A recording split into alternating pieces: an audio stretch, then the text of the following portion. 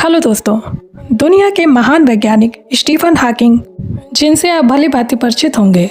Stephen Hawking का मानना है कि भगवान बस इंसानों की कल्पना मात्र है। आपने भी कभी न कभी सोचा ही होगा कि विशाल ब्रह्मांड किसने बनाया। ये सवाल आते ही सबके मन में तरह तरह के ख्यालात उत्पन्न होते हैं। क्या ये ब्रह्मांड बस यूं ही बन गया? हॉकिंग के अनुसार यह ब्रह्मांड किसी ईश्वर ने नहीं बनाया, बल्कि अपने आप अस्तित्व में आया है। उन्होंने यह कहा है कि कोई चीज तभी बन सकती है जब कोई उसे बनाना चाहे, लेकिन ईश्वर इंसानों की कल्पना है, क्योंकि जब से हम इंसानों ने होश संभाला है और इंसानों ने सभ्यता की शुरुआत की, तब उन्होंने चीजें बनानी शुरू की और हमने हर चीज सोच समझकर ही बनाई, जैसे घर, गाड़ी, औजार, मशीन, सब कुछ। और तब से ही हमारे दिमाग में यही लॉजिक फिट हो गया है कि कोई चीज़ तभी बनती है जब कोई उसे बनाता है।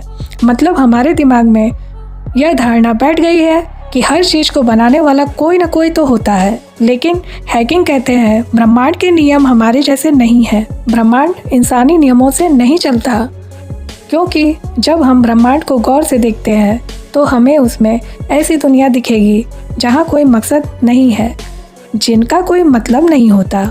हर जगह सिर्फ उथल पुथल, टकराते ग्रह, फटते तारे, गायब होते गैलेक्सी, जिसका कोई उद्देश्य, कोई दिशा नहीं है। देखकर ऐसा लगता है कि यह ब्रह्मांड बिना किसी वजह से ही अस्तित्व में आ गया हो। तो ब्रह्मांड बस यूं ही बन गया बिना किसी कारण के? ब्रह्मांड किसी मकसद से नहीं बना है। आप सोच रहे होंगे हम यहाँ कैसे हैं? तो देखो, हम आज इसलिए अस्तित्व में हैं क्योंकि हम ब्रह्मांड के एक ऐसे शांत हिस्से में रहते हैं जहाँ करोड़ों वर्षों से कोई बड़ी तबाही नहीं हुई।